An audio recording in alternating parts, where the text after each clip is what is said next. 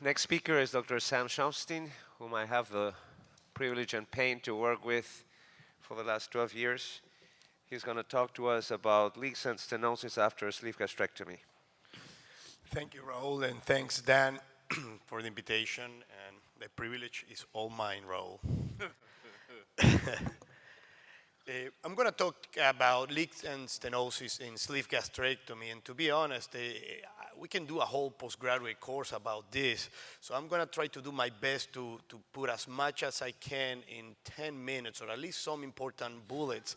And I have a video at the end, but I think we're running late, so I don't know. It's a 4 or 5 minute video, and I don't know if the panel would prefer to just hold it in the interest of discussion. So the makeup of bariatric surgery is drastically changing and fast. The last 4 years, sleeve gastrectomy was a non-existent surgery practically, and now it's taking over up to 1/3 of the bariatric cases performed, and is more rapidly growing are sleeve gastrectomies. In our personal practice, the Cleveland Clinic, more than half of our cases right now are sleeve gastrectomies. So we will see more sleeve, we will see more complications in sleeve, and that would include more leaks and more stenosis from sleeve gastrectomy. Some studies have been done already, some meta-analysis or database collection. We have from the American College of Surgeons, from Dr. Guyen from 2011, 28,000 patients, a leak rate of 0.74%, which is actually low, and a stricture rate of 0.4%. We have two international consensus led by Dr. Garnier, which shows about 1.5% leak rate and a very low stenosis rate.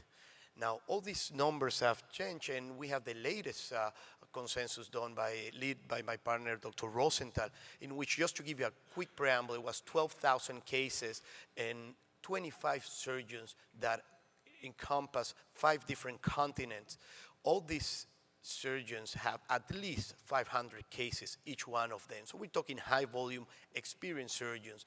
So these results are actually very reliable in the sense of shared experience. In their consensus, the leak rate was about 1%, and the stenosis rate was 6%, which, as you can see, is markedly higher than the previously incidence report. So I will take this as a very reliable source of incidence and prevalence of leaks right now. Stenosis, that's the first issue that we're going to discuss. It's not that easy to determine sometimes with the sleeve gastrectomy, because sometimes regurgitation of food can be mistaken as stenosis and some maladaptive behavior. But we can see that when there is persistent and recalcitrant reflux, when you have severe dysphagia, when you have excessive weight loss out of proportion of the norm that you keep on your database, or markedly obvious, some of these patients do not actually know, they're not well educated into what to expect from the surgery, and they expect some form of malnutrition or severe dysphagia being part of the procedure, and they don't understand that that doesn't is the case. Sometimes you have poor quality of life in combination with this, that create the suspicion that something is not right mechanically with the sleeve. And also, it's very important to take into account that most of the leaks have a component of stenosis that create the persistence of those leaks. So when you have a leak, always make sure that you look for stenosis. Also, the diagnosis is confirmed with endoscopy. Of course, difficulty passing of the endoscope. Once you insufflate air, the scope should pass rather easier through the sleeve, but if you have difficulty or you see it's a very tortuous spiral course of the scope, you can suspect there is a stenosis. Not only that, but in upper GI series, you will see marked deviations or steep angles in the sleeve that will suggest, or actually non-passage of the dye that will suggest a stenosis is present.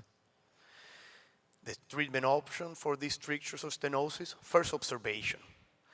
If it's tolerable, remember, this is a weight loss surgery, so even though we want to improve quality of life, there is no hurry. If the patient is tolerating liquids, if they're losing weight, if this is in the early part of the sleeve process, we have to be a little bit patient. Some of these will correct and will improve, and patients will actually, who will have a very decent and acceptable quality of life with the stenosis. So don't hurry up in making quick judgments and quick treatments when, remember, this is a weight loss procedure. Once we see this is already affecting the quality of life of the patient and seems to be a recurrent problem and not treated, then we go to the less invasive treatment, being that endoscopic dilatation. There is different types of dilatation. Some people are doing it with the same balloons that we use for gastric bypass, and the sleeve is a different monster. And I'm going to borrow some images and some techniques from our great friends from Brazil, Dr. Galbao and Ramos, and I have to give them full credit for that. And they're using, in this kind of patients, achalasia balloons with up to 25 pressure units to dilate this sleeve. So that is important. When dilatation fails, or you see a marked stip that is not amenable to dilatation, or chronicity, meaning more than 6-7 weeks after treatment persistent of this stenosis, then you have to go to more aggressive invasive procedure, even though minimally invasive, but this is surgery. And then the seromyotomy will be the next option. And if this fail or not feasible, then the ultimate conversion to Roux-en-Y gastric bypass will take care of this problem.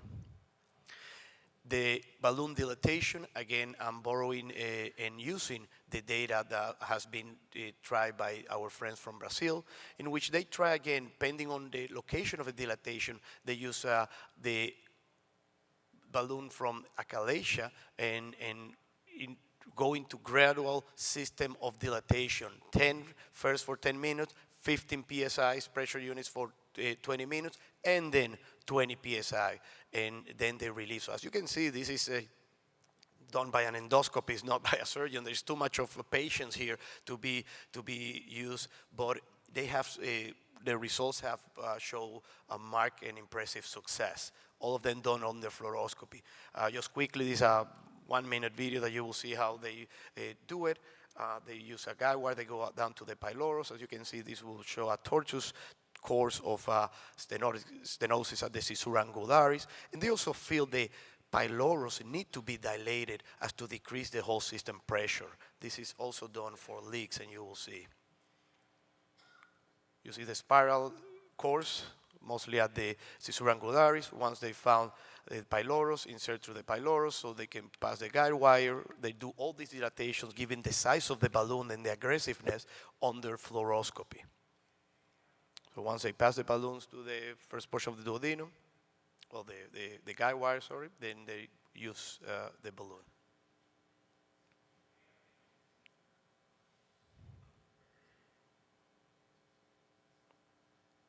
So as you can see, an 18 balloon would not even make much difference here. You have to be much more aggressive, but to that comes a risk, and very few of your gastroenterologists will dare to try that. It has to be done probably by yourself if you do an endoscopy, and be ready to probably take, if you do it too early, to take these patients to the OR. So as you can see, they use it on their fluoroscopy, locate the balloon at the level of the caesura angularis, pass the pylorus, and proceed to dilate. And then comes the 10, 20, 25-minute course. All right. So in their experience, as you can see, 31 patients, 30 were treated successfully. One had to be taken to the operating room, but this is fairly reasonable success in their experience. Then the next step, the seromyotomy, first described by Dr. Himpens, and we have tried our institution. Several reports are done now about this. And as you can see, he does a full myotomy. We have done it just at the level of the stenosis, and it has been successful. We've done it twice already in our patient's experience, and this is quite a viable option. just you have to be very careful as to not perforate, and the dissection may not be as easy as thought, especially with the use of reinforcing materials, or some people like to adhere the omentum to the edge of the sleeve when they're done. Some people have that practice. That makes it a little bit more difficult too. The conversion to gastric bypass to any bariatric surgeon will be obvious and very amenable to do. Of course, if these are very high stenosis, this is not feasible. Now shifting to leaks. We have, from this same consensus that was done in 2011 and published in 2012 in SWORD, the smaller the bougie size, the tighter the sleeve, the higher incidence of leaks. And again, the percentage that you see is what percentage of the consensus agree with these statements. The use of stent for an acute proximal leak is valid when failed conservative treatment has occurred. That 95%, I'm gonna be a little bit biased toward the stents. We do not use stents in our practice, but by no means we want you to avoid it. They are helpful, and there is vast experience in other groups to use it. It's just not our preference. We have never used stents in our 12 years together, and Raul even more, 14 years. None of us, we don't never have need to that. We use early drainage, we do early reparations, and we'll talk a little bit about a technique that now we're using. But the use of the stents, as you can see by the consensus, is very valid and helpful. Stenting do have a limit treatment for the chronic leaks, and by chronic we mean over 12-week persistent with fistulous tracts. And the use of stent immediately for an acute proximal leak is an acceptable treatment option. Classification, just so you know, we talk about acute leaks within 7 days, early within 6 weeks, late after 6 weeks, and chronic after 12 weeks. And this is when the surgical approach is more effective. The pitfalls associated with leaks, and these pitfalls you have to understand. The angle of his, we know there is poor vascular supply at that angle, so you have to be very careful with that dissection.